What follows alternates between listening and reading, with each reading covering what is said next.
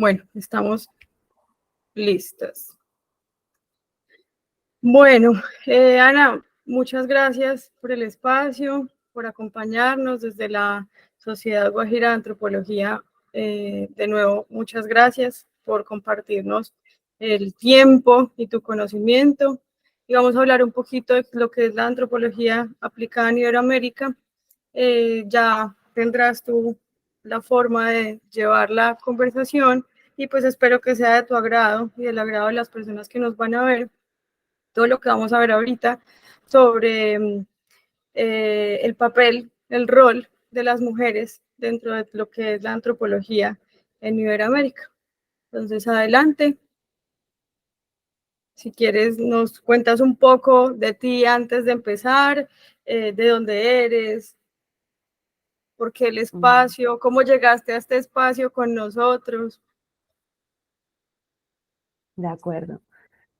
Bueno, pues antes que nada, Catalina, muchas gracias a la sociedad, a ti y a todas las personas implicadas en la organización para que esto pueda ocurrir y que estemos en estos momentos compartiendo. Les conocí a través de la red social LinkedIn y a partir de ahí pues hemos establecido este contacto para hablar de estas cuestiones. Yo soy española, vivo actualmente en Talavera de la Reina, en la provincia de Toledo, y bueno, pues terminé mis estudios de doctorado apenas en noviembre del 2021 sobre cuestiones de género y antropología. Y bueno, anteriormente me he ido como a la guinda final del pastel, pero anteriormente pues ya sabes que para hacer un doctorado pues hay que tener unos estudios previos. Así que realicé un máster en antropología aplicada específicamente en la Universidad de Castilla-La Mancha y anteriormente estuve con una beca de intercambio iberoamericana en México, en la ciudad de Puebla, a través de la UAP y la Universidad de Castilla-La Mancha. Hubo un intercambio y en aquellos entonces estaba estudiando educación social, por lo que me considero también con conocimientos en pedagogía, en sociología y algunos tintes de psicología también. Y bueno, pues a raíz de ahí pues me fui a México. Allí estuve estudiando específicamente antropología porque no existe la educación social como tal. Mi beca duró como año y medio aproximadamente, lo que finalicé todo el año final de la carrera, más luego el proyecto fin de curso, que bueno, todavía no estaba el plan Bolonia en aquellos entonces, y creo que se llamaba así, o Practicum 2 o algo así, que hace muchos años ya. En fin, y bueno, luego me quedé en México, me quedé casi más de 5 años. Iba, volvía, pero sí, estuve allí en México más de 5 años, ya no solo específicamente por cuestiones antropológicas, sino más bien cuestiones de vida, que bueno, al fin y al cabo son muy antropológicas también.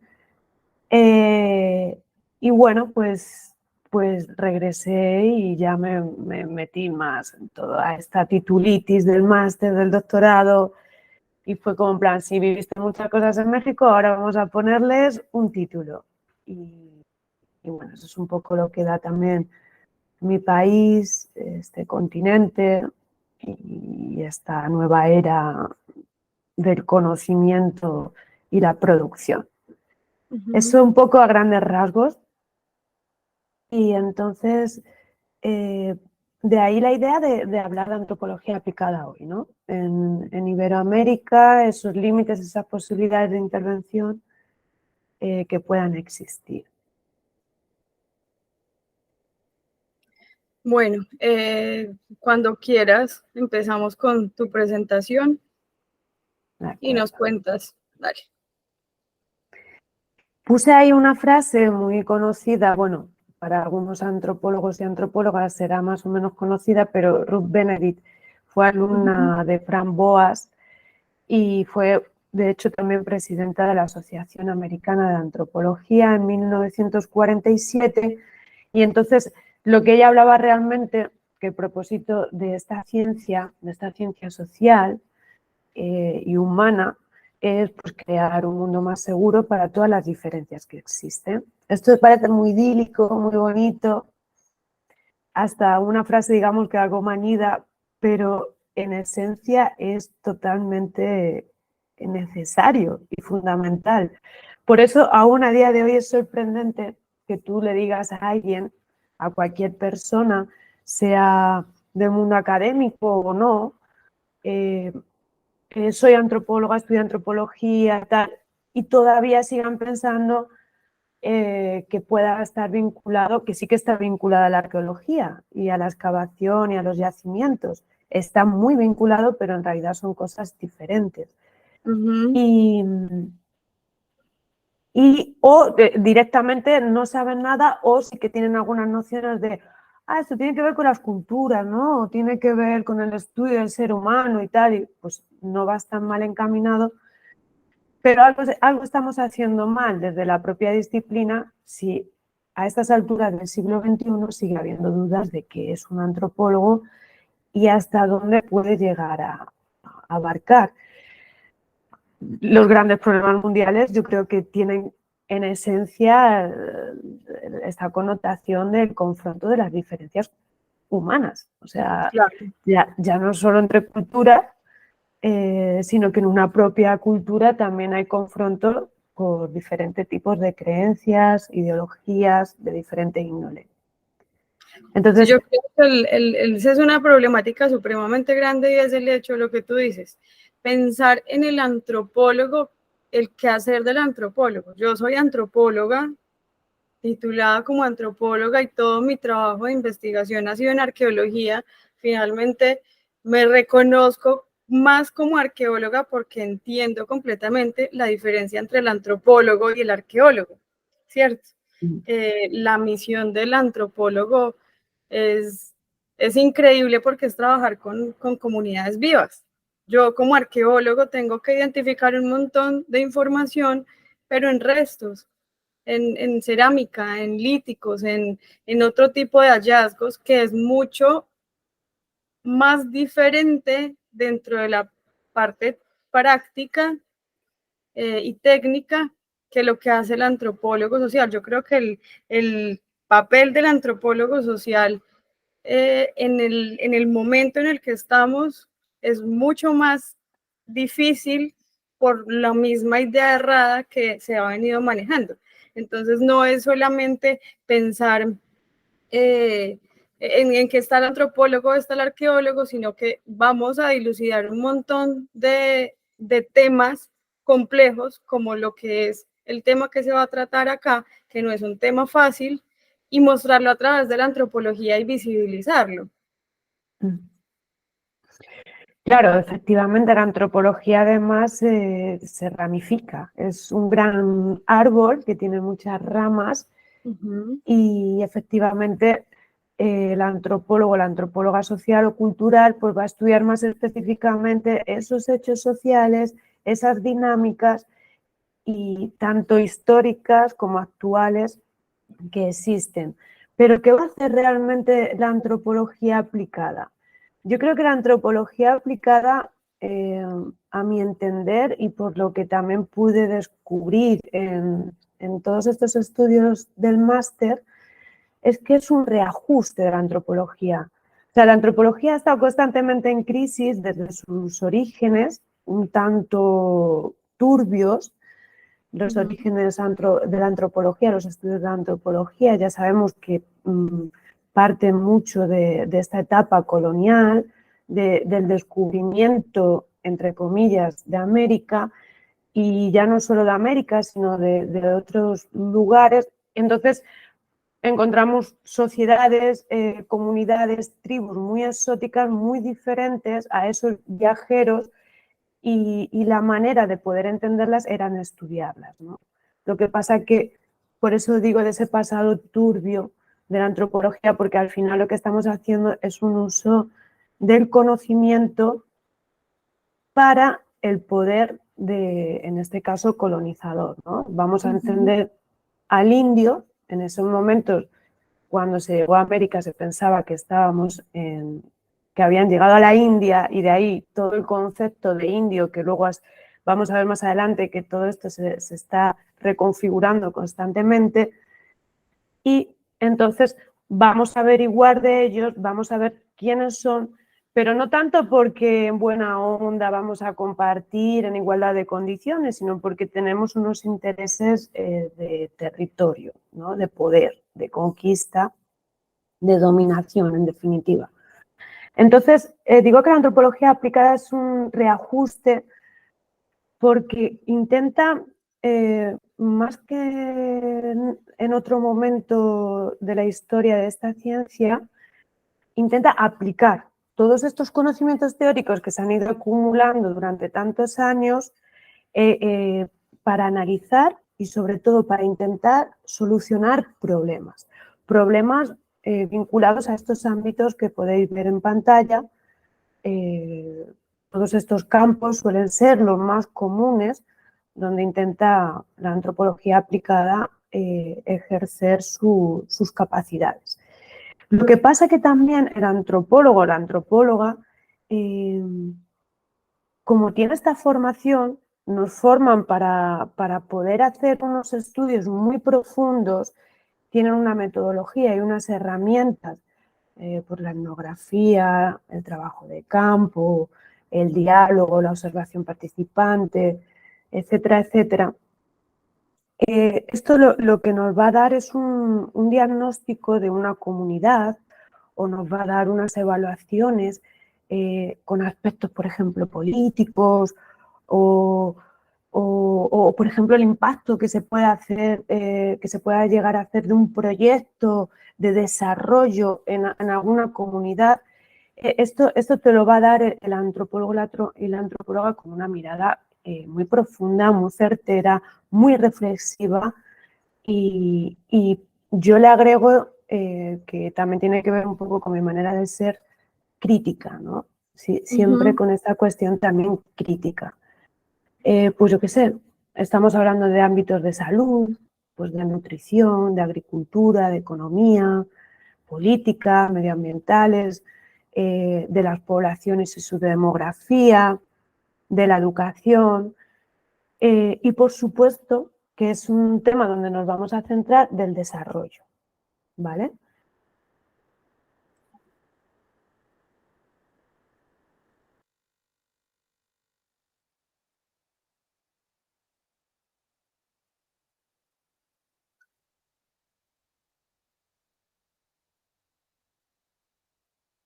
Ana, bueno, estamos teniendo ahí problemas de comunicación por la red, pero démosle un momento que se nos reanude.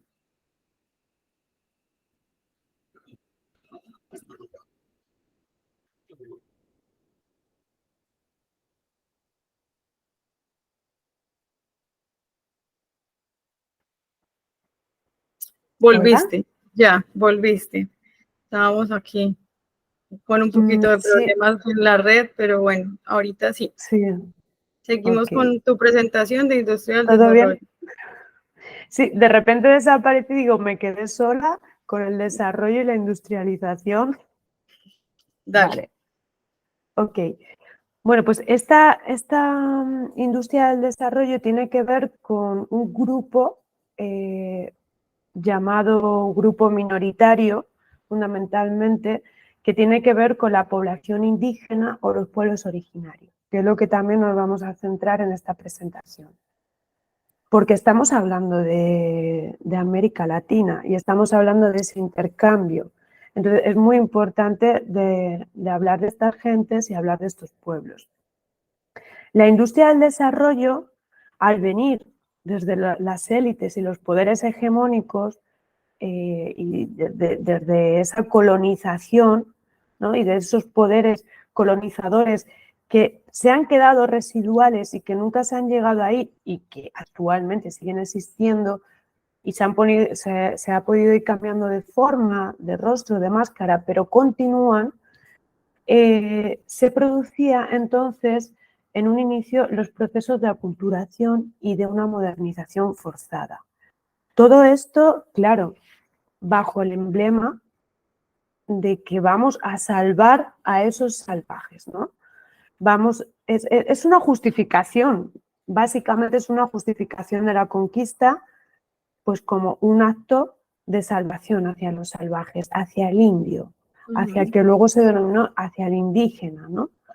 Que en esta cuestión hay mucha controversia, porque también se ha deformado mucho esa imagen de esos seres que se encontraron en el nuevo continente, seres que por supuesto ya tenían sus civilizaciones, ya tenían formadas sus formas de vida, su cosmovisión, un término algo trillado, pero bueno, también muy utilizado de la antropología, sus formas de ver el mundo, de sentir, de estar en él y de entenderle, ya estaba completamente constituido y ya había habido entre ellos también muchísimo intercambio cultural. Ya había sus propias rencillas internas, pero desde ese hombre blanco europeo que fue y conquistó, pues también se produjo luego todo un proceso de idealización del conquistado y también de deformar esa imagen.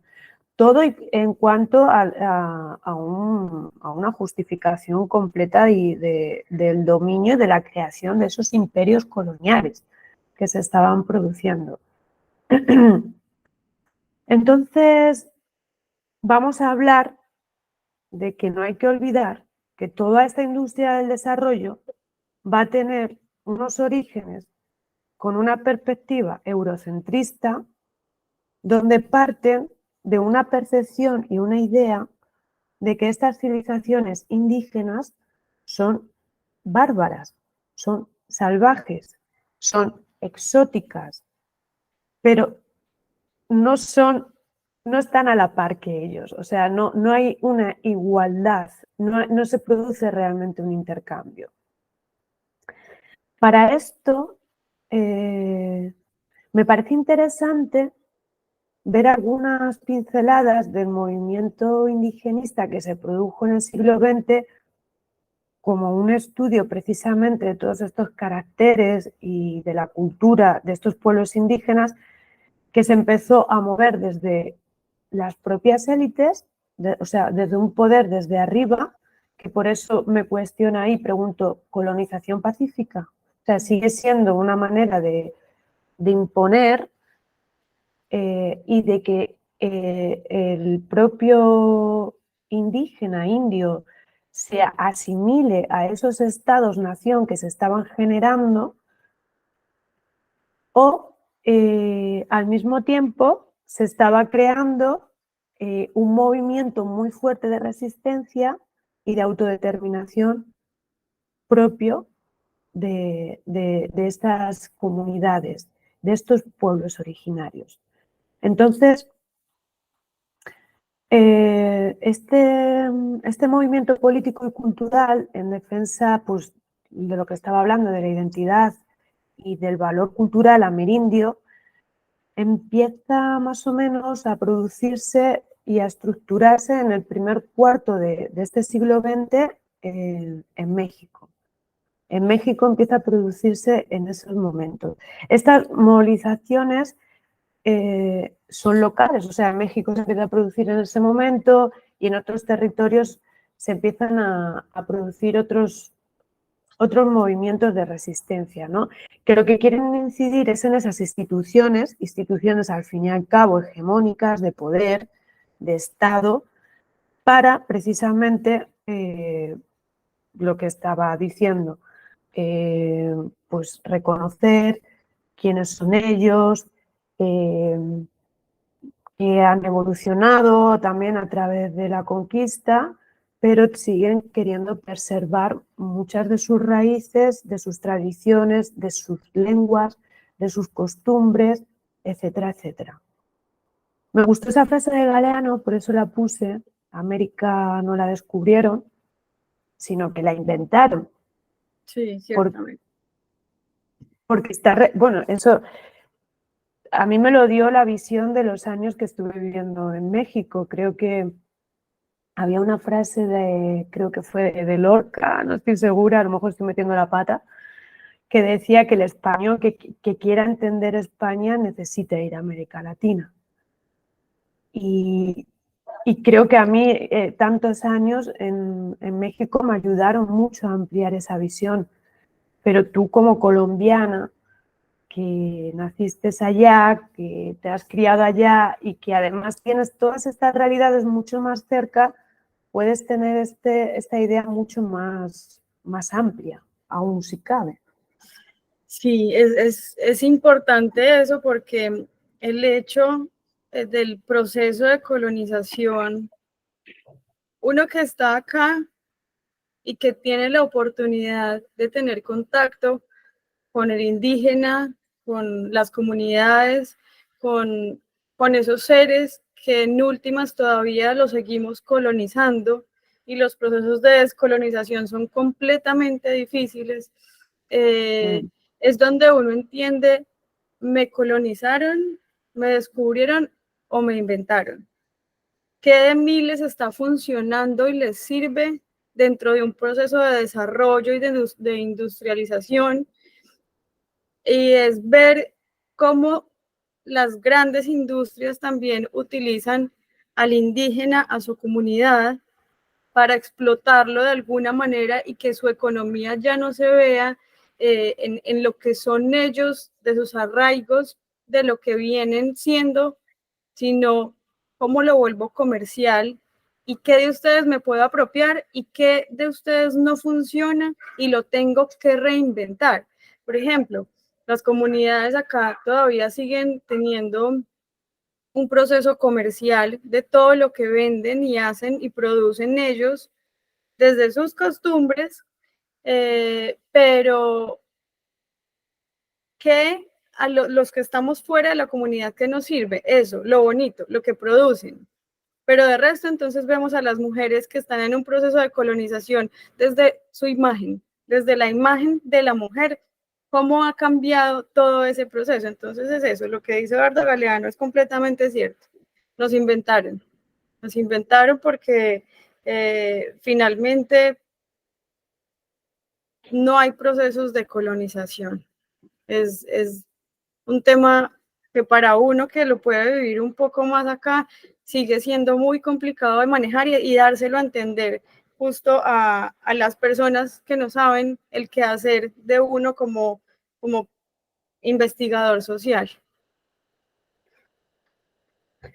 Efectivamente. Y además es que toda esta cuestión de estas culturas, estos pueblos originarios, con toda esa belleza, esas tradiciones y toda esa pompa que se está haciendo también alrededor de todo ello, pues ya sea en museos, folclorizados, etcétera, etcétera, que estas son un poco, nos estamos adelantando unas diapositivas que tengo un poco más adelante, pero está perfecto, da igual, lo volvemos a revisar. Todas estas cuestiones también por eso hablo también de esa idealización, ¿no? De, uy, sí, fueron unas civilizaciones impresionantes, la Inca, la Maya, pues con esos pasados tan gloriosos, que son casi medio etéreos y que se quiere como rescatar ahí un halo de misterio, que al final es ese sensacionalismo y volvemos a toda esta lógica occidentalizada y esa mirada de compraventa, de intercambio, pero no un intercambio por el gusto de conocimientos no más, sino vamos a adquirir unos beneficios, ¿no? Esa es la parte fundamental de las lógicas mercantiles, ¿no? Vamos a recibir unos beneficios con el mínimo coste o sacrificio. Ese es el mensaje de las sociedades industrializadas, y eso es lo que se ha llevado y lo que se ha transportado casi a todas las partes del mundo. Ya son muy pocas, creo que algunas tribus de la Amazonía que sí que están sin contacto con nosotros, con el hombre y la mujer moderna, modernizada, y que si nos acercamos, menos mal que nos tiran una lanza y que nos dicen, no, pues ahí quédense, porque que también esa es una manera de idealizarlos también a ellos. No quiero decir que ellos estén mucho mejor que nosotros, pero tampoco significa que están mucho peor que nosotros, sino que son realidades diferentes, que lo interesante es que se pueda coexistir. Entonces, esto que estabas diciendo es muy interesante también, porque precisamente desde este movimiento indigenista que estábamos viendo se empezó a criticar su condescendencia, su paternalismo, ¿no? Pues, ay, qué bonitas civilizaciones del pasado, pero parece que están sin vida, o sea, es como ni que tengan una conexión real con el presente, cuando realmente hay descendientes, algunos mestizos, otros más puros, digo más puros entre comillas, porque toda esta cuestión de la pureza también da mucho para qué hablar, y más con todos los movimientos que ha hecho la humanidad desde sus orígenes, que es puro y que no es puro. Pero claro, estas culturas están vivas, es a lo que voy, estas culturas siguen existiendo, están vivas. Entonces, me parece muy interesante cómo empezó a surgir como un movimiento rebelde ante todo esto del indigenismo y que, ay, sí, que vosotras existís como culturas y pueblos, vamos a teneros en cuenta, y lo que realmente se estaban haciendo son nuevas políticas pacíficas, eso sí, al menos pacíficas, de colonización, a través pues, de diferentes programas que querían pues, reconocer esos valores sociales y religiosos y a una autoidentificación, pero en realidad lo que les estaban diciendo y que actualmente sigue ocurriendo es, ok, seguir existiendo, pero dentro del seno de estas sociedades nacionales y fuertes que hemos creado. O sea, vais a seguir existiendo, pero tenéis que daros cuenta que el poder no está en vuestras manos, que el poder es hegemónico, es nuestro. Entonces, un sector intelectual indígena empezó a crear todo este movimiento a contraposición de todo esto que estaba comentando, llamado indianismo, que tiene que ver con todas estas prácticas de autodeterminación, de autonomía.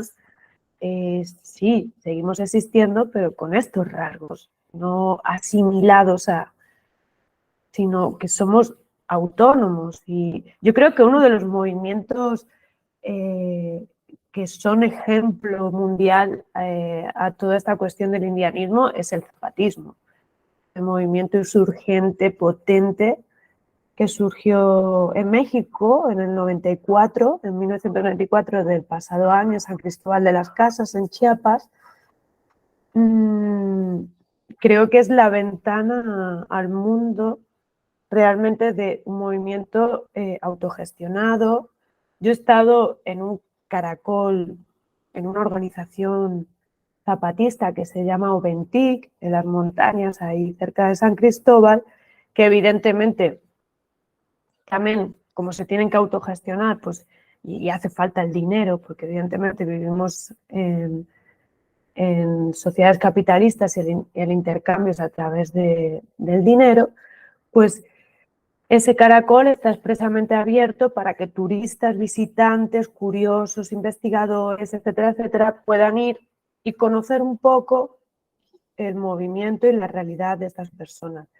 Evidentemente es también un escenario, pero estás en las montañas, estás viendo más o menos qué ideales tienen, cómo se mueven. Y yo recuerdo que una de las cosas que más me impactó, no sé cuánto tiempo llevaba en México, tal vez un año y medio, y de pronto yo me fui a ese viaje, estuve en Oventic una noche vieja, fin de año, 31 de diciembre, que lo celebré totalmente diferente.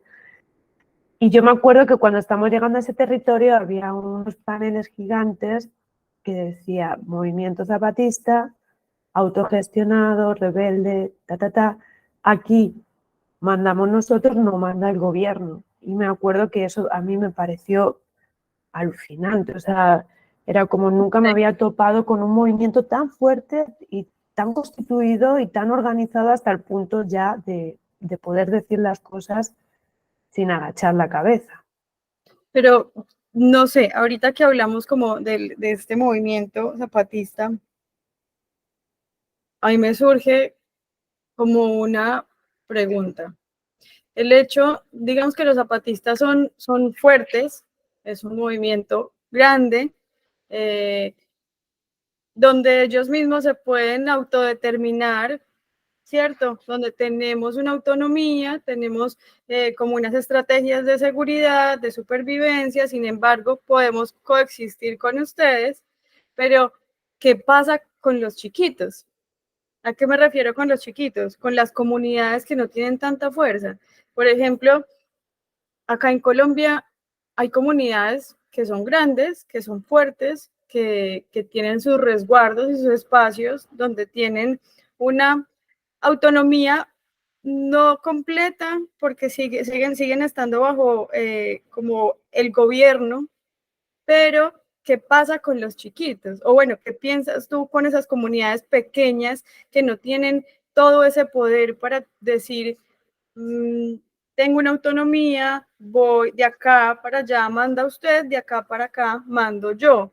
Entonces, es difícil pensarlo porque cuando son movimientos tan constituidos y que tienen tanta fuerza, pueden llegar a tomar decisiones ellos, pero cuando son comunidades chiquitas, donde digamos que es un contexto bien distinto, el conflicto armado pues en Colombia con referencia a todas las comunidades indígenas ha tenido una repercusión difícil en su trasegar, en su vivir, en su diario, pero ¿cómo podemos tomarlo también desde algo chiquito? ¿Cuál sería la autonomía de esos chiquitos?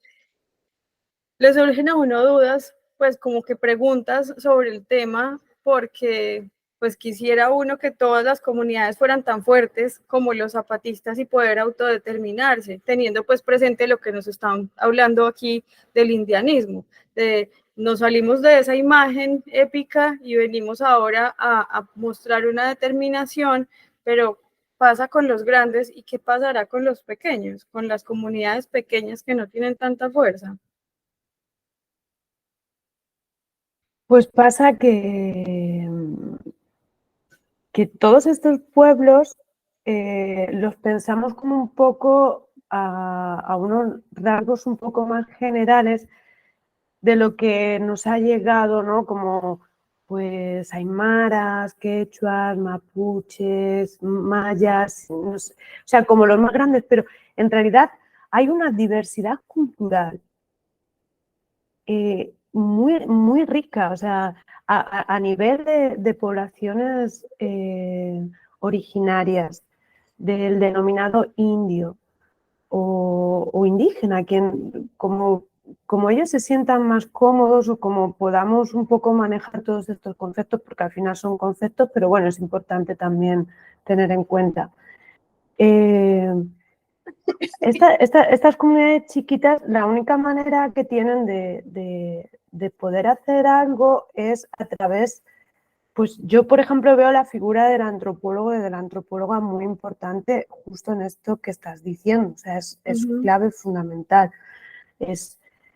No solo voy a trabajar para un gobierno o una institución gubernamental que estén haciendo un proyecto de desarrollo en tal o pascual lugar, sino que también el antropólogo puede tener una figura de mediador cultural. Y para aquellas personas que tienen menos voz o que esa voz se invisibiliza y no se deja, la figura del antropólogo, la antropóloga ahí es clave, es una clave. No. Además de mediador cultural, también como activista, o sea, también partidario de ciertos movimientos de resistencia en estas cuestiones, porque lo interesante de estos movimientos es que como están cuestionando el sistema macro mundial, sistema mundo que impera, que es un sistema depredador, de dominación, de Absorbente. vamos a ver dónde ganamos aquí la pela y lo demás pues un poco que nos da igual, hacemos como la vista gorda o todo se queda en teorías o formalismo y supuestas éticas, pero en el fondo prima un valor central que es económico, no es tanto de vida, de cuidados, de cultura, sino que es económico. Entonces, estos movimientos son muy interesantes porque nos ayudan a todos nos afecta el capitalismo, a todos nos afecta el desarrollo que se está produciendo voraz, la tierra, las crisis medioambientales. Todas estas cuestiones y todos estos desafíos potentes que tenemos en este siglo XXI nos afectan a todos. Lo que pasa es que estas comunidades chiquitas en pueblos pequeños con pocos recursos y invisibilizados, pues e ignorados en muchas ocasiones, pues les va a costar mucho más y lo van a sufrir mucho más. Por eso son interesantes tener en cuenta estos movimientos.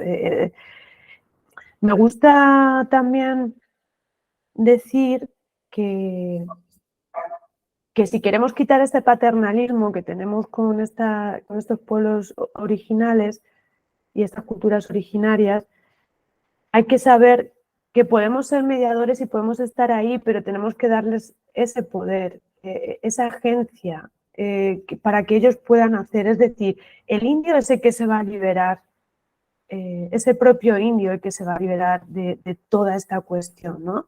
Y que va a poder también decir, pues mira, esta es mi forma de vida, estas son las cuestiones que quiero poner en la palestra. Me estaba acordando de que, por ejemplo, Bolivia, sí, con Evo Morales, el presidente Evo Morales y parte de Ecuador, ya dentro del gobierno, del Estado-Nación, se empezaron a configurar algunas leyes vinculadas al buen vivir. El buen vivir tiene que ver con mucha cosmovisión de estos pueblos en relación, pues, fundamentalmente también en relación entre la propia especie, entre los propios seres humanos, más colaborativa, más comunitaria, pero también en relación con la tierra. Y vista como Pachamama, como Madre Tierra, como una entidad y un organismo vivo que hay que respetar y que hay que tener una relación con ella. O sea, no se puede estar así nada más. Entonces, es precisamente gracias a estos movimientos que se producen algunos cambios en algunos territorios.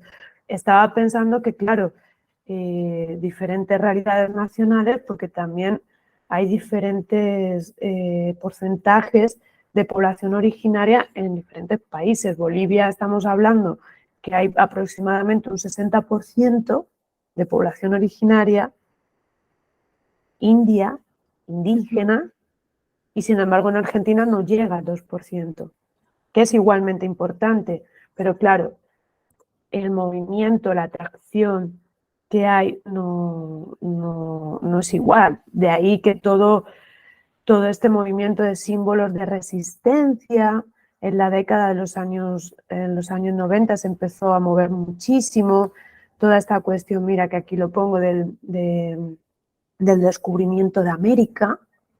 Estas conmemoraciones del 12 de octubre pues han servido y siguen sirviendo para todas estas poblaciones originarias reclamar pues un respeto, ¿no? Un respeto a esa diversidad, pues a reivindicar que no se descubrió realmente América, sino pues que se hizo toda esta cuestión de esquilma, de conquista, etcétera, etcétera. Me voy a pasar, si te parece bien, Catalina, a un tema que me encanta, que tiene que ver con mi tesis doctoral, que son los feminismos indígenas, porque estamos hablando de todo este movimiento del indigenismo, el indianismo, el zapatismo, etcétera, etcétera. Pero Paralelamente, aunque esto no era una intención primordial de todos estos movimientos, sino que tenía que ver con esa autodeterminación, autonomía, revalorización, etcétera, rescate de tradiciones, paralelamente se empieza a crear un movimiento muy interesante que tiene que ver con las mujeres y que tiene que ver con esas mujeres indias o con esas mujeres indígenas. Este movimiento va a tener algo muy interesante, que es un profundo sentido anticapitalista ante todo esto que estaba diciendo, ¿no? De este voraz sistema que todo lo come y que poco respeta. Y sobre todo también estos procesos de descolonización, como un proceso incluso político, que es sumamente importante, a la par que es sumamente complejo, porque desmontar unas estructuras de poder tan instauradas, tan fijas, ya no solo en el continente americano, iberoamericano, latinoamericano, sino en todo el mundo. Para empezar, nos sigue diciendo que las relaciones de poder no solo se quedó en un momento histórico atrás, sino que sigue ocurriendo. Y sigue ocurriendo ya no solo con unas estructuras económicas y que tiene que ver con pobreza, sino que también tiene que ver con un patrón de poder en cuestión de saberes, en cuestión del conocimiento. Desde las grandes élites y desde esa mirada más occidental y eurocentrista se dice, no, pues sí, pues nosotros, pues la verdad es que sí que tenemos aquí todo el conocimiento y pues es que lo que vosotros pensáis es un poco arcaico y nosotros venimos con toda la modernización y con todo tal. Y entonces esto mismo les va a ocurrir a las mujeres, fíjate, con el movimiento feminista. Con el movimiento feminista originado en Occidente y en Estados Unidos. O sea, Europa y Estados Unidos como cunas de ese movimiento de mujeres tan importante y que actualmente sigue fuerte, es de los movimientos históricos de la humanidad que más cambios está produciendo, que más mueve conciencias, que más busca y reclama los derechos fundamentales desde la especificidad también, ¿no? Desde estas cuestiones de género. Pero es que las mujeres indígenas van a ir más allá y dicen, vale, sí, es que somos mujeres, pero es que además somos pobres y es que además somos indígenas, somos indias. Entonces esto es lo que se llama interseccionalidad dentro del feminismo, que es cuando ya no solo hay una cuestión de inferioridad, de dominación por género, sino que también tiene que ver por una cuestión de etnia, de racismo básicamente, y de clase. Que yo diría que casi el más fuerte es el de clase. Porque incluso si eres una india con mucho dinero y pues eso, que tienes una buena posición social y eres mujer, pues más o menos no la tienes tan cruda, que tendrás cuestiones ahí que haya que mirar. Pero como seas pobre, ahí No. sí que ahí está, yo creo que ahí está lo realmente fuerte.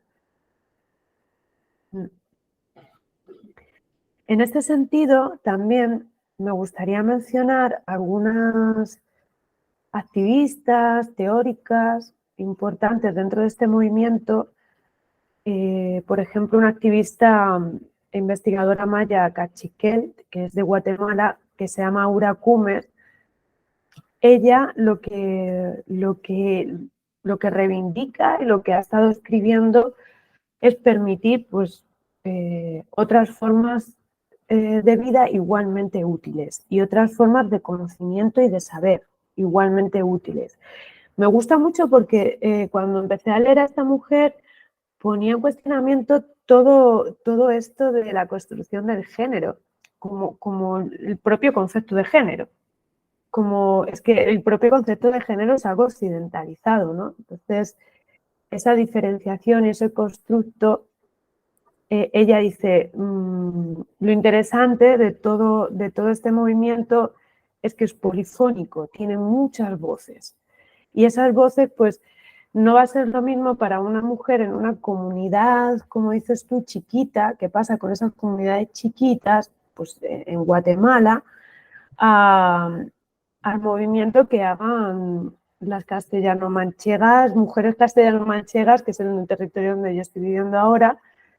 Son realidades muy diferentes, son cuestiones muy diferentes, dinámicas, organizaciones sociales, de parentesco, todo eso es importante. Entonces, creo que una de las cosas que nos trae el feminismo indígena es una mirada situada desde la especificidad, que muchas veces decimos, no, sí, pero se nos olvida que es importante esta cuestión.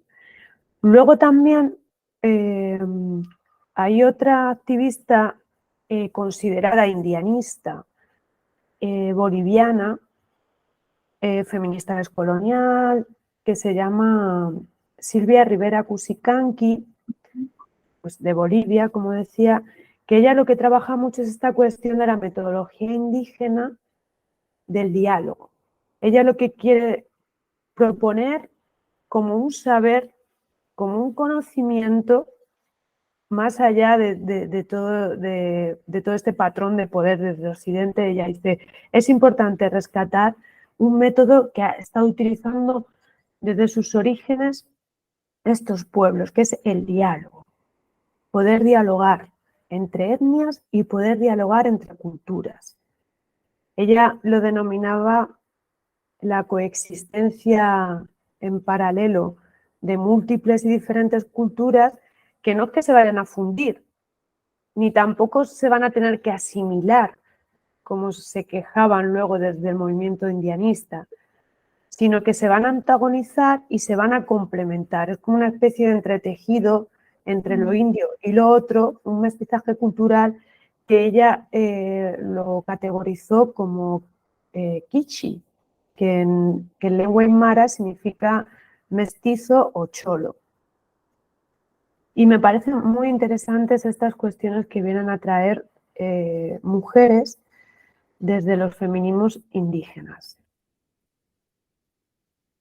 Esto es lo que estábamos hablando antes, Catalina.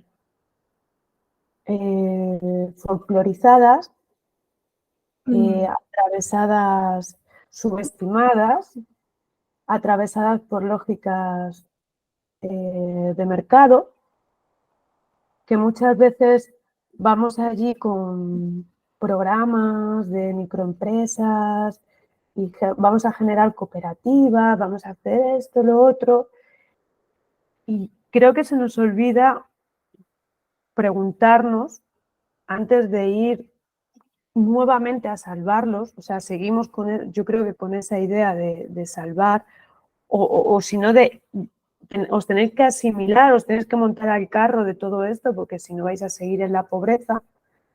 La cuestión es que aunque ellas sigan haciendo cestitas, mantas, tejidos y vendiendo, van a seguir en la pobreza, o sea que luego también las venden en la moto. Tendríamos que preguntarnos, ¿se sienten ellas, en este caso, las mujeres indígenas, indias, de estas culturas originarias, identificadas con las intervenciones que hacemos con ellas? Se lo preguntamos. Desde técnicos de desarrollo hasta antropólogos y antropólogas. Nos lo preguntamos. Creo que esa es una problemática grande, el sentir de ellas. Es increíble ver cómo el proceso de industrialización, lo que tú decías antes, nos preocupamos por la parte comercial y de cómo nos podemos lucrar, pero no nos preocupamos por el sentir, por cómo están. Finalmente, vendo 20 mochilas, pero voy a seguir siendo pobre. Y mientras yo sea pobre, ¿qué papel voy a tener dentro de esta construcción de historia desde mi papel de indígena? Y yo no digo que muchas de estos programas, proyectos y tal, no tengan unas intenciones benefactoras. Lo que pasa que creo que a veces no somos tan certeros y no apuntamos tan bien con toda esta cuestión de qué es, a quién beneficia. O sea, yo creo que esa es la clave. ¿A quién va a beneficiar esto?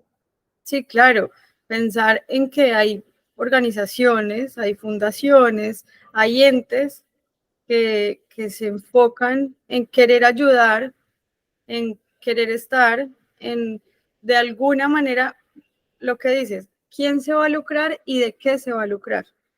Eh, Acá en Colombia pasa algo particular con las comunidades indígenas justo de La Guajira y es ver el nivel de pobreza donde los niños se pueden estar muriendo de inanición, donde no tienen un acceso a los servicios básicos, tener agua potable, tener energía eléctrica, y aún así todos los colombianos saben qué es lo que ellos producen, saben que toda su indumentaria la venden por verlo de una manera folclórica, por ver los vestidos de las mujeres hermosos en el comercio, por ver las mochilas preciosas que, que hacen y producen las comunidades del norte de Colombia, no solamente en La Guajira, sino en la Sierra Nevada de Santa Marta, y muchas organizaciones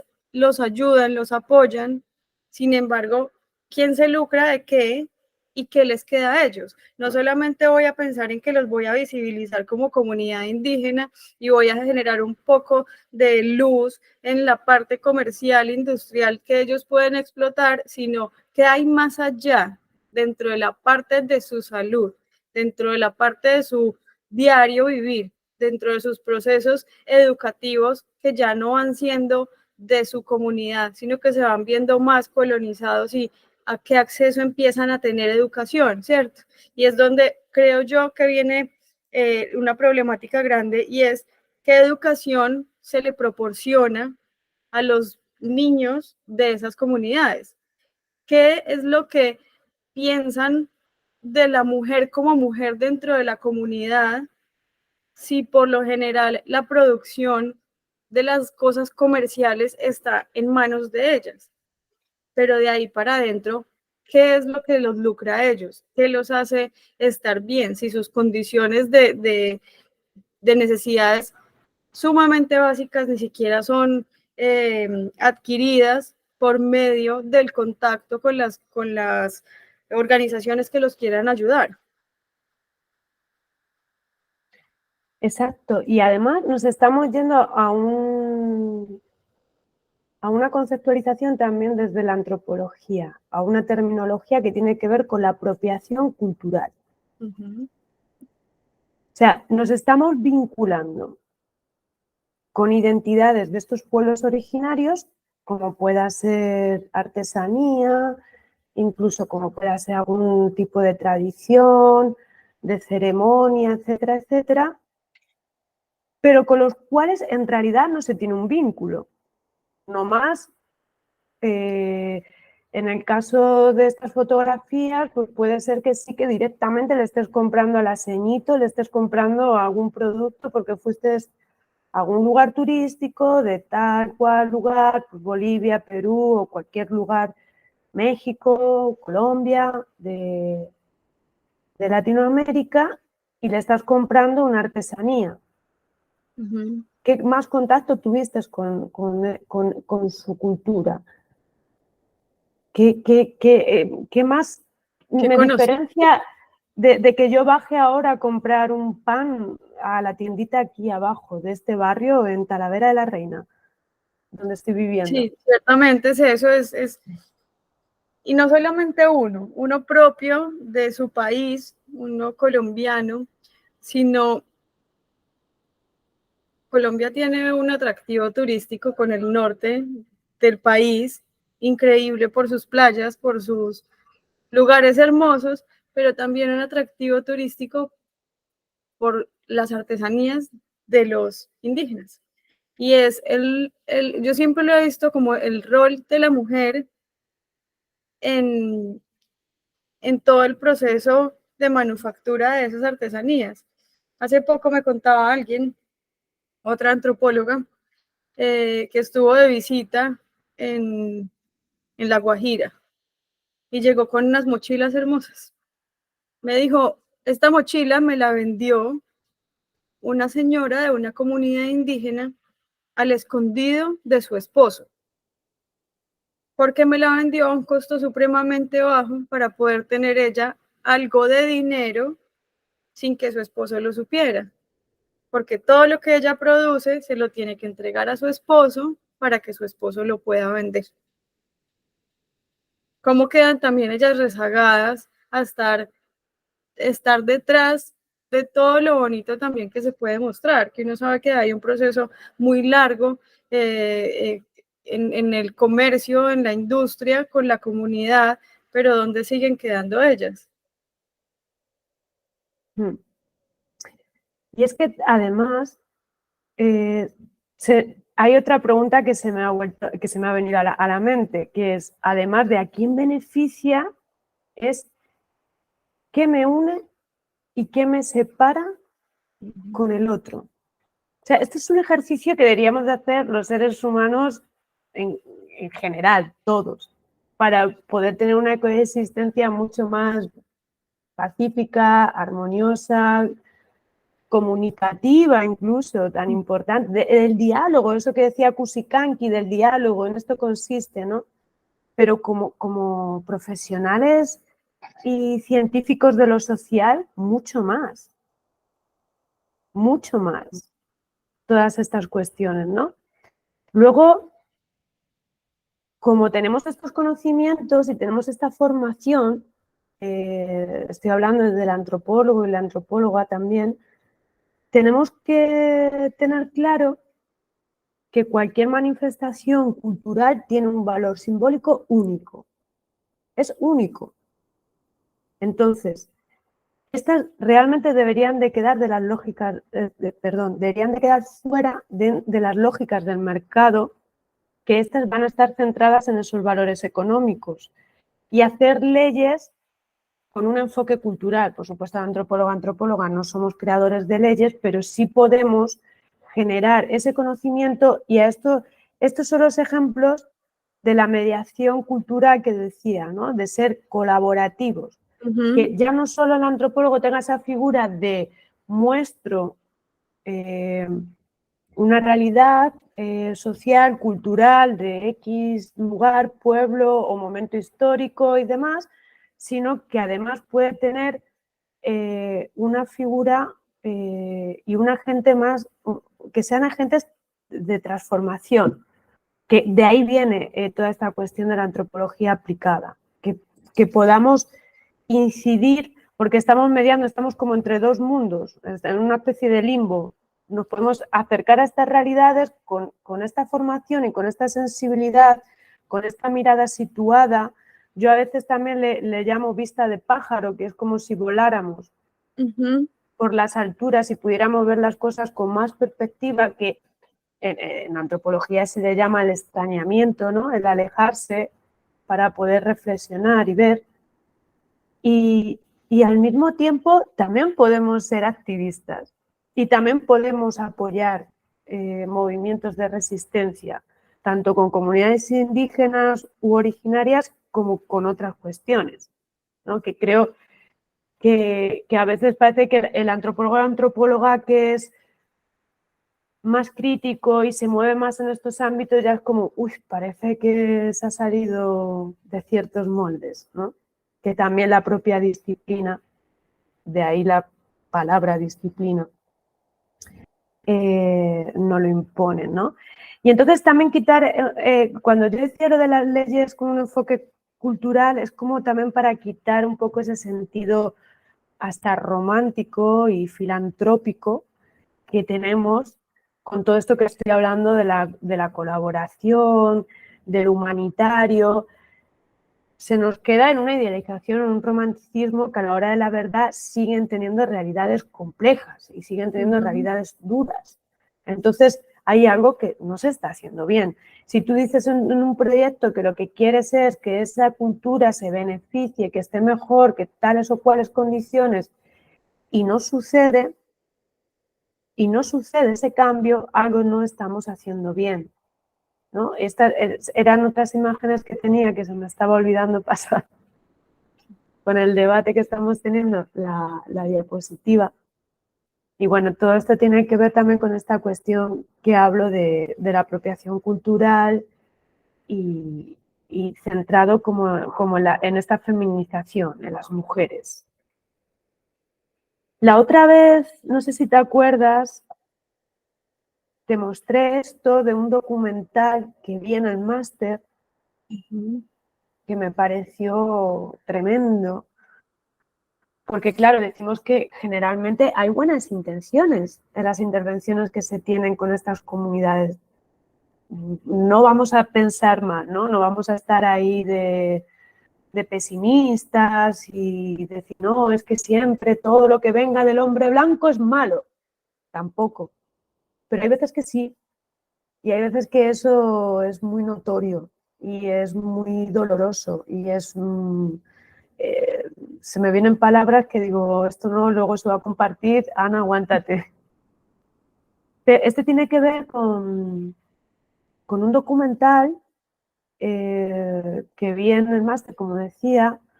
Ahí puse como el link donde se puede llegar a ver, pues si os interesa, si te interesa Catalina o luego gente que en diferido pueda ver esta conversación que estamos teniendo. En RTV Play, en portada, se llama Yermas, cacerías de mujeres para esterilizarlas en Perú. Esto sucedió entre los años 1995 y 2000 del pasado siglo, bueno, y a inicios de este siglo, en el gobierno de Alberto Fujimori, que él en su gobierno estableció diferentes planes. Y uno de ellos era un plan verde porque estaba convencidísimo de que iba a conducir a Perú al desarrollo. Volvemos a esta obsesión de modernización, desarrollo, que al fin y al cabo tiene que ver con procesos de industrialización, con toda esta herencia que tenemos. Y esto lo quería hacer pues, para combatir la pobreza, sobre todo, o sea, fue en todo Perú, pero también se centró mucho en estas comunidades indígenas. Según esta propuesta tenía un carácter voluntario, donde digo voluntario porque luego los testimonios de estas mujeres parece que de voluntario, por lo menos con ella, no sé si con otras mujeres peruanas de la ciudad, pues sí se pudo producir, pero muchas de ellas eran mujeres que no hablaban el español, no, solo hablaban quechua y llegaron pues, a estas unidades móviles hospitalarias donde en esta campaña para promover la esterilización las esterilizaron y las operaron sin saber ellas absolutamente nada. Nomás llegaron, empezaron a escuchar voces, no sé qué, pum pum, les anestesiaron y bueno, el documental lo explica muchísimo mejor que yo, por supuesto y evidentemente. Este documental además fue publicado en el 2013, o sea, como 13 años después del suceso fue que se publicó. Sé que actualmente siguen con querellas y hay grupos que metieron un recurso judicial donde hay un grupo de víctimas que algunas abogadas las están ayudando a movilizarse. Pero es que a día de hoy ni siquiera se las ha llegado a pedir perdón, ni siquiera un perdón, si puede ser, no sé. Me acuerdo que esto lo vimos en una asignatura en el máster, porque también lo que estábamos viendo y lo que estábamos analizando era cómo para una mujer occidental puede ser un trauma quedar yerma y esterilizada, si es por tu decisión, es otras cuestiones, pero aún así siempre va a tener un impacto psicoemocional, cultural, incluso económico. Imagínate lo que ocurre con estas mujeres, donde la fertilidad y el contacto con la tierra es parte fundamental de su quehacer diario, de su cosmovisión y de su vida, ¿no? Entonces, el estigma que se les queda, el estar como marcadas en la comunidad, los propios hombres u otras mujeres o niños verlas diferentes. O sea, esta es la interesante mirada situada de la que habla también el feminismo indígena o descolonial o de los márgenes. Es increíble porque es un país que su porcentaje de comunidades es altísimo y aún así Perú tiene atractivos turísticos increíbles que se van viendo supremamente ligados a esas comunidades. ¿Cómo pensar en disminuir una población con esterilizaciones forzosas? Le rompió a uno el corazón fuerte. Es un tema triste para uno como mujer, si uno siente, bueno, digamos que el hecho de la reproducción en esta parte de la historia es un poco diferente, un poco no, bastante diferente, porque ya es una decisión, más no como lo tienen en la concepción de las comunidades indígenas. Ese feminismo también ha sido muy, yo creo que viene como más o menos ese fuerte desde los 70, donde se empieza a dar una mirada antropológica al feminismo desde otra parte, y tratando de visibilizarlo mucho más, y vienen los 80 y en querer mostrar desde la teoría antropológica el rol de la mujer como tal, y pensar que vienen ahorita, estábamos el siglo pasado, como tú lo decías, empezando hasta ahorita venir a darnos cuenta de este tipo de prácticas.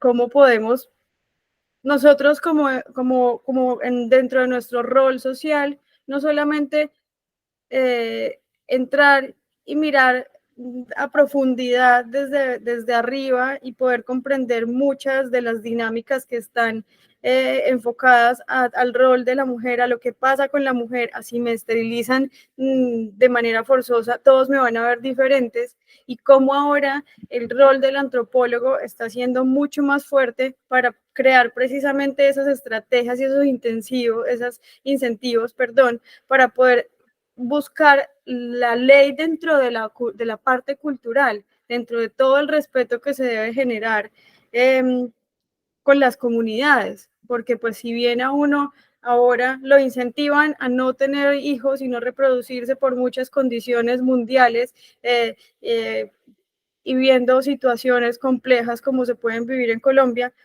¿por qué no darles esa autonomía y esa decisión a ellos precisamente de podemos coexistir, existan ustedes como lo saben hacer, como lo pueden hacer dentro de sus espacios y sus lugares, simplemente nosotros nos dedicamos a otra cosa, pero entonces vamos viendo que el contacto también va siendo supremamente crítico, porque ¿cómo voy a pensar yo en una pobreza del indígena? Voy a erradicar la pobreza esterilizando mujeres. No voy a lograr nada. Finalmente, en medio de lo que en algún momento hablé, ¿dónde dejamos el costo-beneficio de la mujer? Finalmente no están llegando a ningún beneficio porque siguen siendo comunidades pobres. Y hasta el momento en que no se haga la problemática completamente visible, no se va a poder decir, bueno, ¿cuál es la decisión de ellas? ¿Cierto? Uno le dice pobre, que es una palabra que a mí me cuesta mucho, por las condiciones en que pueden estar viviendo, pero para ellos son unas condiciones óptimas, así han vivido. que los procesos de salud sean complejos y que puedan tener un canal como con lo que se puede prestar de salud fuera de su comunidad, pero ellos viven así. Yo vivo en una condición diferente que no me va a hacer pobre Catalina, porque tiene menos que muchos en medio de su comunidad, pero entonces ellos pobres porque los comparo conmigo, ¿cierto? ¿Cómo pretender erradicar una pobreza esterilizando mujeres? Es una visión demasiado egoísta. Y más en un país como Perú, donde de verdad el porcentaje de comunidades es tan alto y su atractivo es precisamente eso, lo que ellos han construido como comunidad indígena, con ese fuerte de población que tienen. ¿Y dónde quedan las mujeres? Que es como el punto clave y delicado para todo lo que hablan en el documental de los Yermas. Es la mujer. La mujer es el punto de todo. Si bien es la columna vertebral de los hogares, ¿cierto? Es la que produce para la parte comercial, es la que se encarga del hogar, es la que se encarga de la alimentación, pero entonces ahorita vamos a cortar con ese rol y ya no te vas a reproducir porque necesitamos cortar con la pobreza.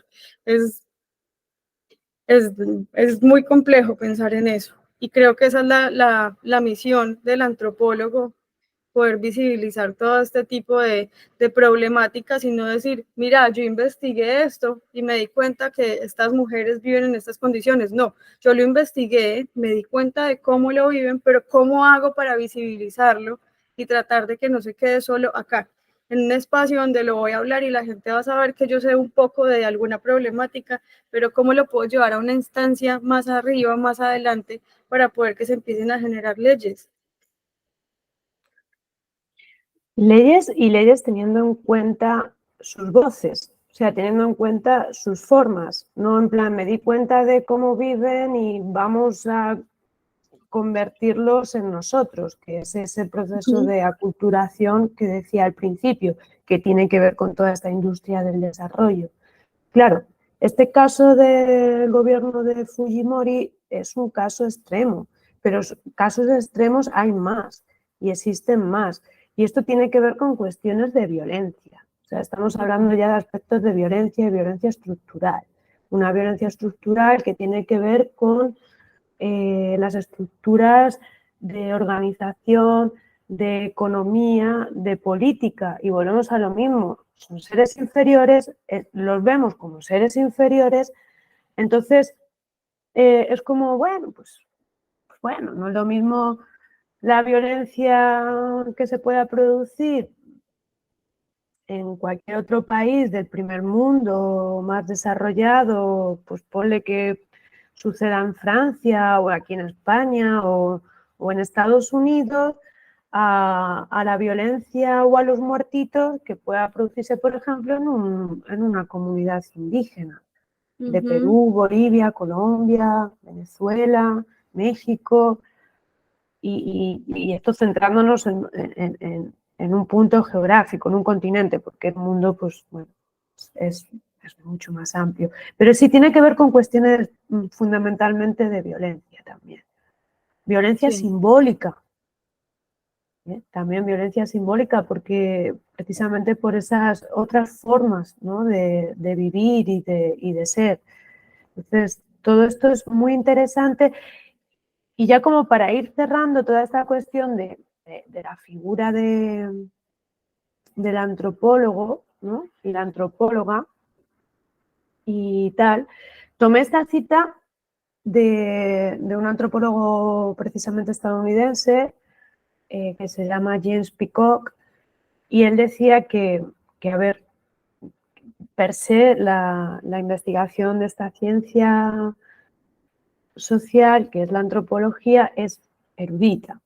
O sea, está y de por sí ya también está aplicada. O sea, es como, bueno, luego nos hemos inventado el apellido de antropología aplicada después, como ese reajuste que decía al principio, pero en realidad es aplicada porque es que estamos envueltos en grupos humanos a través, pues eso, de, hola, me llamo Ana, soy antropóloga, vine aquí a observar, a ver, pues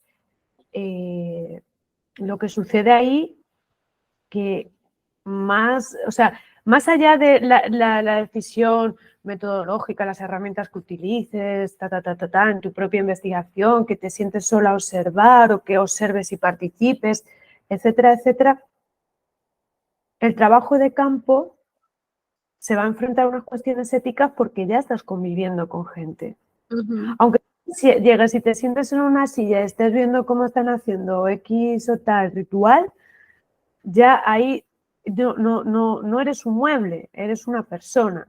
Entonces, aquí se producen unos procesos subjetivos que creo que muy pocas veces se tienen en cuenta porque como siempre se quiere tratar de rigor científico propio de cualquier ciencia, pues hay que ser veraz, hay que ser objetivo, ¿no? Como en toda esta cuestión de, porque es como va a ser mucho más creíble, más certera nuestra ciencia, nuestra producción de conocimiento que estemos realizando y nos olvidamos siempre de esta dimensión subjetiva y de estos sesgos que se producen. Yo soy una persona que además de sentarme y no ser un mueble, que soy una persona en mano cierta presencialidad y ya con eso se produce algo. Además soy una persona que vengo con una mochilita atrás de unas experiencias de vida, también tengo una mirada, tengo ciertos prejuicios, aunque yo me considero que mis prejuicios no sean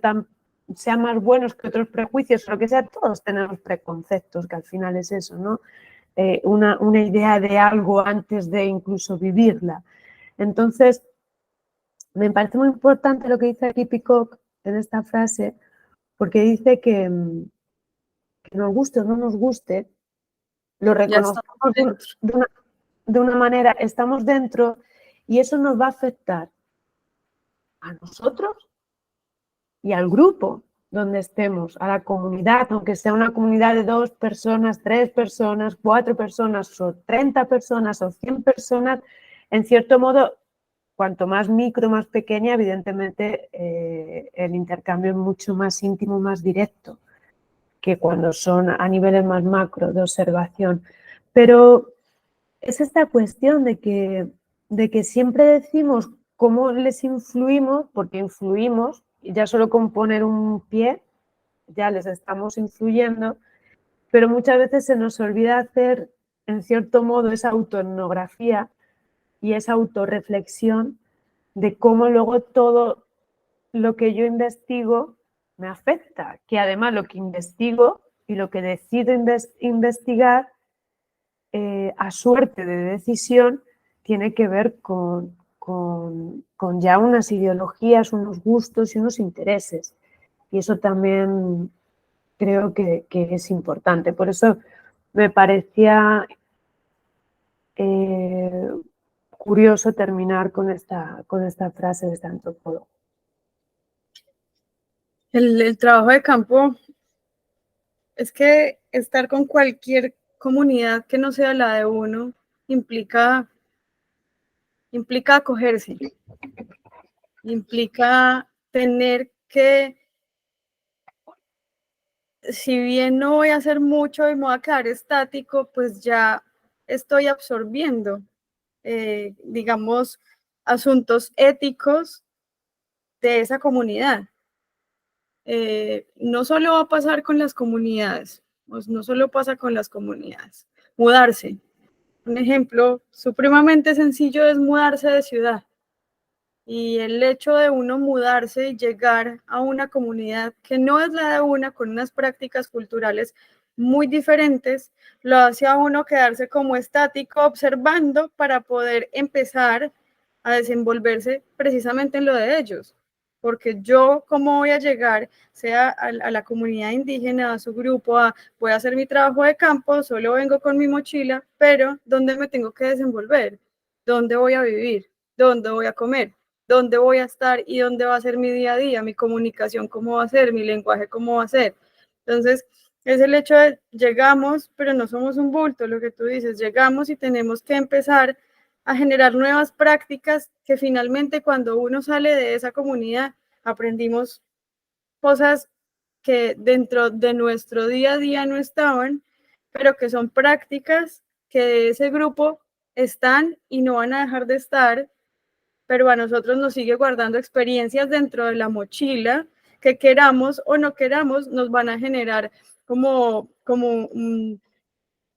una entrada fuerte en nuestra historia, porque si salimos de la comunidad después de hacer un trabajo de campo, siempre nos vamos a ir contando lo bueno y lo no tan bueno de esa comunidad, pero que finalmente nos tocaron y nos enseñaron. Digamos, no sé, pensar en ir a compartir con las comunidades del altiplano de Perú y poder enfrentarse con una situación tan difícil como pudo haber sido esa esterilización, no decir, bueno, lo vi, muy chévere, pero ¿qué me llevo? Me llevo una enseñanza grandísima donde no voy a llegar a cambiarlos, voy a llegar y yo no voy a cambiar lo que soy, simplemente puedo coexistir con ellos, enriqueciéndome de sus de sus comportamientos, de sus prácticas, de todo su cotidianidad que es tan diferente a la de uno y simplemente empezamos a resolver tareas que llevamos dentro de la misión que tenemos en ese momento de compartir. Sí, estaba pensando, Catalina, que creo que para mí esto es como tan sencillo comprenderlo, porque a mí me pasó como un proceso a la inversa. Soy un poco rara en este sentido de la antropología, bueno, en otros también puede ser, pero me pasó que tuve muchas experiencias de inmersión culturales muy potentes en México, pero que yo no estaba como con esa mirada de antropóloga. Bueno, creo que tengo una antropóloga innata interior, pero no estaba propiamente pues haciendo un trabajito para la universidad, bueno, trabajito no como un desmérito, un trabajo importante para la universidad o algún proyecto. O sea, no estaba como con esa primera carta de presentación de soy antropóloga, sino que soy Ana. Lo que pasa es que soy Ana con esta mirada de curiosidad, de percepción, de ir más allá, de observación, de querer respetar y ver qué sucede ahí. Entonces, digo que hice el proceso a la inversa porque fue cuando volví de México que realmente me puse con los estudios de máster y luego finalicé con el doctorado en estas cuestiones de antropología. Pero allí estuve danzando con un carpuli, que es una comunidad, una organización de danza prehispánica en México, concretamente en Cholula. Entonces yo me atuendaba, me hice mi traje, le cosí, me fui comprando como podía plumas o me las iba intercambiando tal, y o sea, llevaba ya mi copil, todo. Yo empecé a ser danzante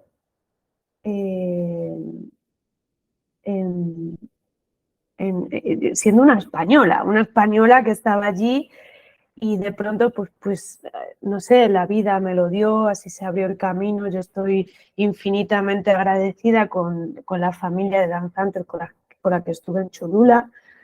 Y claro, esto lo veo muy claro porque a mí me cambió radicalmente. O sea, a mí como persona toda esa experiencia me cambió profunda e interiormente en muchísimos sentidos.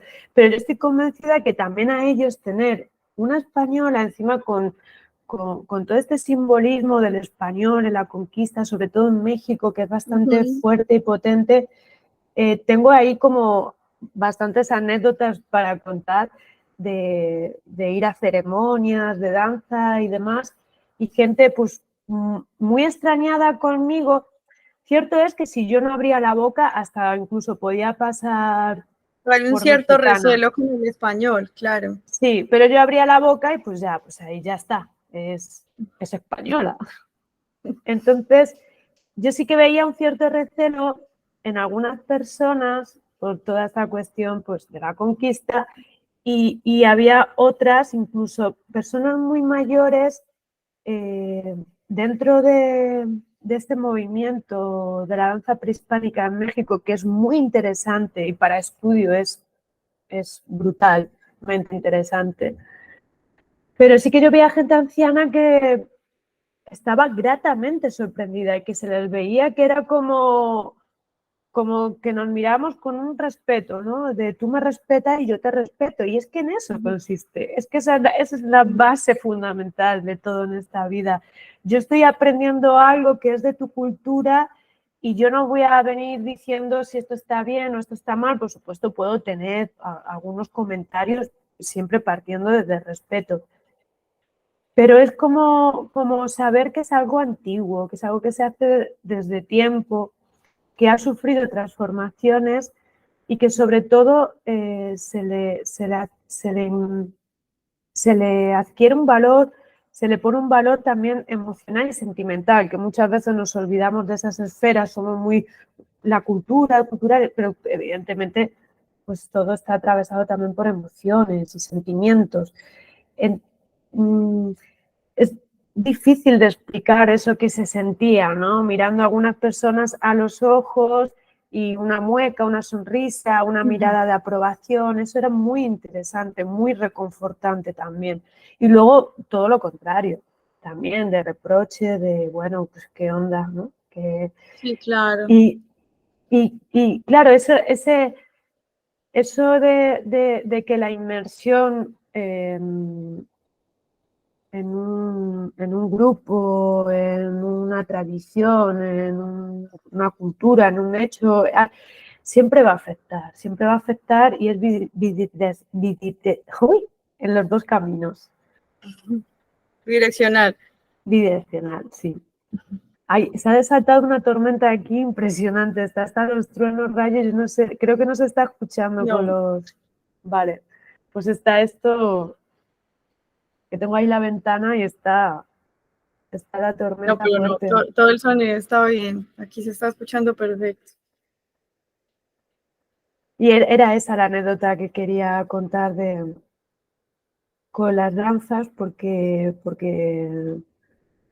sí, luego ya cuando me marché y se produce ese extrañamiento que al final yo creo que la antropología toma todas estas herramientas de las cosas muy humanas, ¿no? De lo que hacemos un poco todo el ser humano en la interacción con otros seres humanos. Básicamente sí, no, es esto. Y aparte piensa uno, desde que te levantas eres antropólogo, arqueólogo, hasta que te acuestas sigues siéndolo, finalmente eso somos. Y cuando nos salimos un poco del rol como de investigador, seguimos teniendo un sentimiento que siempre va a ir encaminado a lo que tenemos como investigador social, como así algo no está bien, quererlo solucionar, ayudar a que se pueda cambiar, mejorar, solucionar, pero es eso, es la experiencia que tuviste o la experiencia que podemos tener en el contacto con otras comunidades, de estar como observador participante, de hacer una inmersión dentro de su comunidad, pues siempre nos va a dejar algo a nosotros y siempre le va a dejar algo al otro de lo que somos nosotros.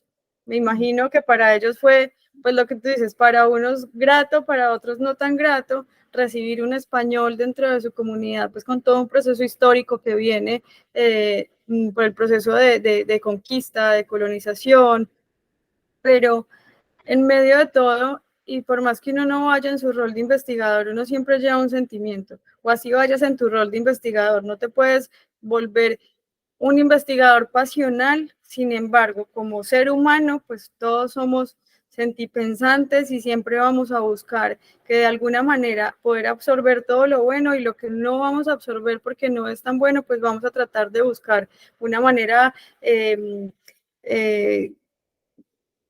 sin faltar al respeto, sin que sientan que nos está yendo un poco más allá a su comunidad, pero buscando también colaborar dentro de lo que se pueda a mejorar o cambiar o solucionar alguna situación compleja, así sea visibilizando su problemática, más que le voy a solucionar y le voy a traer y le voy a dar, no, yo puedo visibilizar un poco su situación, lo bonito para que lo conozcan y los respeten aún más, porque pienso yo que el hecho de pertenecer a una comunidad indígena es para mí es algo que ya pone sobre la mesa un papel de respeto al no pertenecer yo, Catalina, a su comunidad. Entonces, siempre llevando toda la relación de respeto, ¿cierto?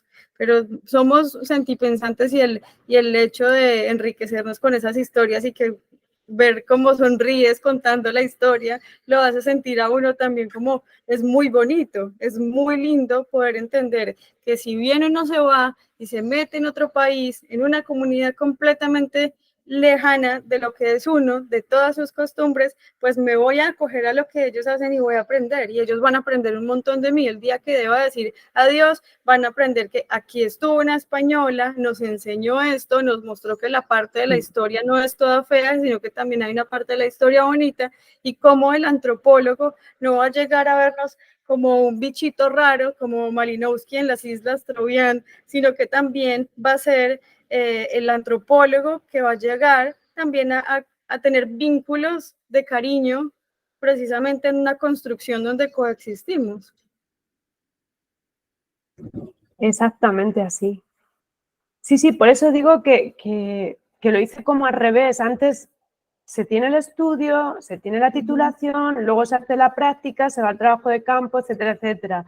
No, yo como decidí quedarme en México y ya sí que había estudiado algunas cosas en la UAP, algunas asignaturas de antropología, que fue en el intercambio en mi primer año, pues tenía algunas nociones, pero luego me olvidé de la academia, me olvidé de toda esta cuestión y viví.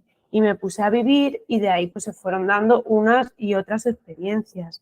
Y una de las más potentes, que creo que es interesante mencionarla aquí por estas características también antropológicas que tiene, es esta de la danza prehispánica. Y sí, fue realmente algo que se dio de una manera muy natural, que no se dio forzado y que bueno, que luego con el paso del tiempo pues sí que he podido tener pues una mirada que lo que hace el extrañamiento y lo que hace la distancia es también relajar un poco esa parte de las emociones.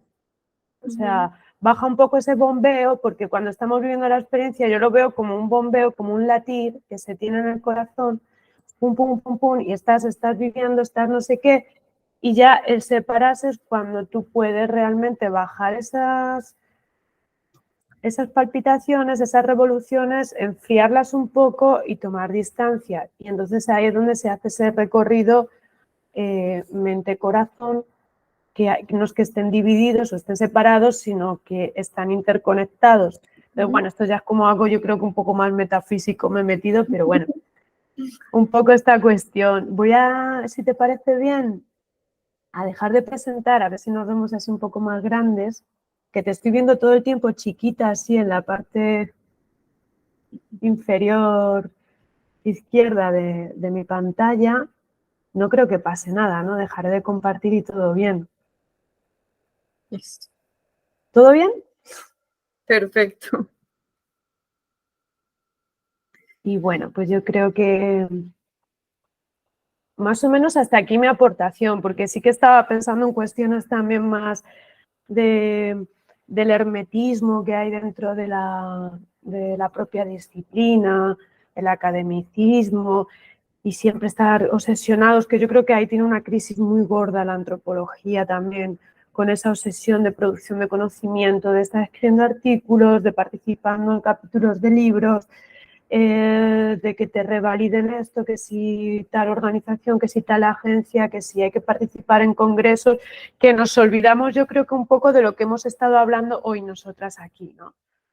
De la esencia de esta misma disciplina, porque yo creo que más allá de estar también diciendo voy a mostrar tal o cual tradición, voy a ver todos sus entresijos y lo voy a hacer en un escrito y una investigación impresionante que lo van a leer probablemente solo la gente que esté interesada en eso en concreto. Creo que lo importante es como abrirla y abrirla a todos los profesionales, no solo antropólogos, sino en otros campos de lo social, pero a la sociedad en general. Yo creo que para mí eso es como ya lo más sublime de que esta charla, por ejemplo, luego la pueda ver una amistad o un familiar y diga, wow, me he enterado de lo que ha dicho Catalina y Ana. Sí, Ya sí, que sé un sea poco algo más más. fácil de digerir para el que no está en el papel de antropólogo entendiendo o simplemente interesado por esto y nos encontró porque el tema le vaya a interesar. Es algo más bonito aún poder entregar un poco más desmenuzada la información y mucho más fácil de digerir para que todos lo puedan ver. Y nuestro beneficio, Catalina, porque es difícil encontrar trabajo como antropóloga. Es difícil, más allá de toda esta cuestión académica o meterte en un grupo de investigación. Estoy hablando de antropología aplicada como para meterse en programas de desarrollo, pero tampoco es tan fácil encontrar trabajos propiamente como antropólogo. Muchas veces pues escogen pues a técnicos en desarrollo o que hayan estudiado algo de, ¿cómo se llama esto? Cooperación internacional. Y muchas veces cuesta la figura del antropólogo o la antropóloga y espero que esto haya arrojado luz y si alguien nos está viendo hasta este momento, hasta el final, y se dé cuenta de lo importante que es pues, el quehacer del antropólogo para muchas cuestiones y para muchos desafíos que tenemos por delante la humanidad, sobre todo para esta cuestión del kichi, ¿no? Del diálogo, de esa coexistencia que dice Kusikanki y tomar en cuenta, relajarnos un poco con la producción, un poco o mucho. Yo sé que hay antropólogas muy interesantes aquí en España, hay una se llama Yayo Herrero que está con todo esto de consumir menos, ay, ¿cómo se llama esto? Se me olvidó. Bueno, es una mujer, es antropóloga, es activista, es ecofeminista de crecimiento, que no me acordaba. Digo, seguro que si empiezo a hablar de otras cosas se me viene. Ella está con teorías del decrecimiento, que son muchos, pero me parece muy interesante porque ya hasta incluso la estoy escuchando en podcast, en radio. Entonces, como si por fin antropólogos y antropólogas que salgan aquí a decir y hablar de cuestiones muy importantes porque tenemos un conocimiento muy profundo, porque somos unos buceadores por naturaleza y eso da claves es que tiene que ser lo que decía la frase esta idílica de Ruth Benedict del principio, un mundo seguro para todas las diferencias humanas y que podamos coexistir sin imponer, sin imposiciones, sin dominación. Yo sé que esto es muy utópico y es algo que va a llevar muchísimo tiempo, pero hay que ir limando, hay que ir abriendo caminos y sobre todo lo que tú dices, dando voz, visibilizando, dando voz en muchos casos de las minorías que hoy nos hemos centrado en comunidades indígenas, el indio, todo este movimiento, pero que es mucho más. Hay muchas más cuestiones. Sí, sí, esperemos que podamos seguir también generando estos espacios donde tengamos, sería chévere poder tener otros profesionales también, otros académicos aquí donde podamos generar más charlas, intervenciones académicas, que podamos empezar a visibilizar un poco más también muchísimas más problemáticas que tenemos y el rol de nosotros digiriéndolo de una manera que para el resto del mundo sea fácil comprender nuestra misión dentro de la sociedad. Bueno, Ana, te agradezco un montón por el tiempo, por tu espacio, por toda tu información, por todo lo que nos enseñas, todo lo que nos dejas, porque es enriquecerse de muchas cosas que, si bien uno como antropólogo las puede ver, no ha tenido como el momento de sentarse en esas problemáticas y en esos puntos del feminismo indígena. Entonces, te agradezco un montón. Igual desde la comunidad Guajira, desde la Sociedad Guajira de Antropología también, muy agradecidos por tu tiempo, por tu espacio, por tu dedicación, por compartirnos todas tus experiencias, todo tu conocimiento, y esperemos que podamos seguir generando de nuevo estos espacios para que sigas compartiendo con nosotros las experiencias que llevas como magíster, como doctora, con todo tu proceso de investigación y poder seguir compartiendo información con el resto del mundo. El agradecimiento es mutuo. Yo creo que estos espacios son importantes, enriquecedores. ¿Qué haríamos con todo esto en la cabeza o no más escribiéndolo de vez en cuando? Yo creo que estos diálogos que hemos intentado ambas hacerlo muy digerible, muy abierto y muy entendible, creo que es importante. Así que yo estaré aquí para cualquier otra cuestión, podremos seguir colaborando y pues eso, igualmente muy agradecida por darme voz también, permitirme poder estar en este espacio. Muchas gracias, Catalina, y a la sociedad también Guajira. Y nos vemos en próximas. Seguro nos estaremos viendo, Ana. Muchísimas gracias. Un abrazo y que tengas un bonito día. Igualmente. Chao. Chao.